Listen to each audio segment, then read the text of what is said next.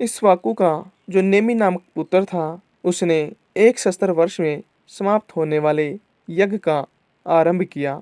उस यज्ञ में उसने वशिष्ठ जी को होतावरण किया। वशिष्ठ जी ने उससे कहा कि 500 वर्ष के यज्ञ के लिए इंद्र ने मुझे पहले ही वर्ण कर लिया है, अतः इतने समय तुम ठहर जाओ। वहाँ से आने पर मैं तुम्हारे यहाँ भी यज्ञ कर दूंगा। उनके ऐसा कहने पर राजा ने उन्हें कोई जवाब नहीं दिया। वशिष्ठ जी ने यह समझकर कि राजा ने उसका कथन स्वीकार कर लिया है, इंद्र का यज्ञ आरंभ कर दिया। किंतु राजा नेमि भी उसी समय गौतम आदि अन्य ऋषियों द्वारा अपना यज्ञ करवाने लगे। देवराज इंद्र का यज्ञ समाप्त होते ही राजा निमि का यज्ञ करने के लिए वशिष्ठ जी आ गए, लेकिन वहाँ गौतम को यज्ञ करते देख वशिष्ठ जी ने सोते हुए राजा निमि को यह श्राप दिया कि इसने मेरी अवज्ञा करके संपूर्ण कर्म का भार गौतम को सौंपा है, इसलिए यह देहहीन हो जाएगा। सोकर उठने पर राजा निमि ने भी कहा, इस दुष्ट गुरु ने मुझसे बिना बातचीत किए अज्ञानतापूर्वक मुझ सोए हुए को श्राप दिया है, इसलिए इसकी देह भी नष्ट हो जाएगी। इस प्रकार शाप देकर राजा ने अपना शरीर छोड़ दिया। राजा निमि के श्राप से वशिष्ठ जी का लिंगदेह मित्रावरुण के वीर्य में प्रविष्ट हुआ। फिर उर्वशी के देखने से उसका वीर्य स्खलित होने पर उसी से उन्होंने दूसरा शरीर धारण किया।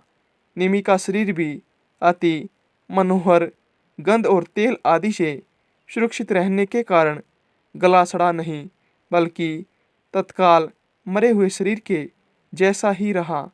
यज्ञ समाप्त होने पर जब देवगण अपना भाग ग्रहण करने के लिए आए तो उनसे ऋत्विक गण बोले कि यजमान को वर दीजिए। देवताओं द्वारा प्रेरणा किए जाने पर राजा निमि ने उनसे कहा, भगवान, आप लोग संपूर्ण संसार के दुख को दूर करने वाले हैं। मेरे विचार में शरीर और आत्मा का वियोग होने में जैसा दुख होता है, वैसा दूसरा कोई दुख नहीं है। इसलिए मैं अब दोबारा शरीर ग्रहण करना नहीं चाहता। समस्त लोगों के नेत्रों में ही वास करना चाहता हूँ।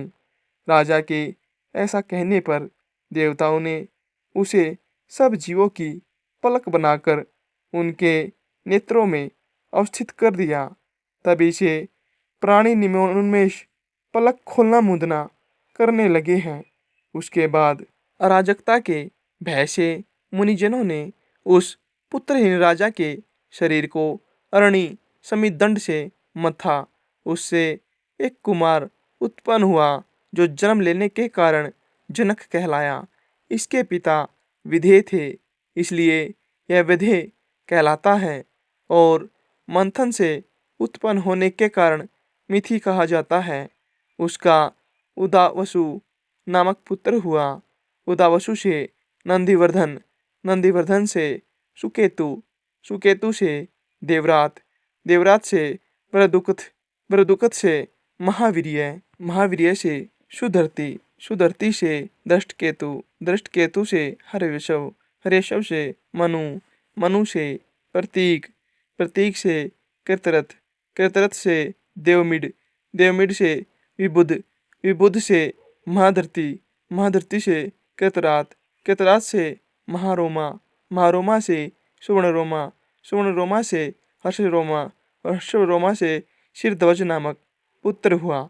शिरध्वज पुत्र की कामना से यज्ञ भूमि को जोत रहा था। उसी समय हल के अग्रभाग से सीता नामक कन्या उत्पन्न हुई। शिरध्वज का भाई सांकस्य नरेश कुशध्वज था। फिर शिरध्वज से धातुमान नामक पुत्र हुआ। धातुमान से शत्रुम, शत्रुम से सूची, सूची से ऊर्जानामा, ऊर्जानामा से शतध्वज, शतध्वज से कीर्ति, कीर्ति से अंजन, अंजन से कुरजित, कुरजित से अरिष्टनेमि, अरिष्टनेमि से श्रुतायु, श्रुतायु से सुपार्श्व, सुपार्श्व से सुजय, सुजय से क्षेमावी, क्षेमावी से अनेना, अनेना से भौमरथ, भौमरथ से सत्यरथ, सत्यरथ से उपगु, उपगु से उपगुप्त, उपगुप्त से स्वागत, स्वागत से स्वानंद, स्वानंद से सुवर्चा, सुवर्चा से सुपार्श्व, सुपार्श्व से सुभाष, सुभाष से सुरुस्तु, सुरुस्तु से जय, जय से विजय, विजय से ऋत, ऋत से सुनय, सुनय से विथवय, विथवय से धृति, धृति से बहुलशु, बहुलशु से कीर्ति नामक पुत्र हुआ। कीर्ति में ही इस जनक वंश की समाप्ति हो जाती है। यही मैथिली भूपाल गण हैं। प्राय ये सभी राजा लोग आत्मविद्या को आश्रय देने वाले होते हैं।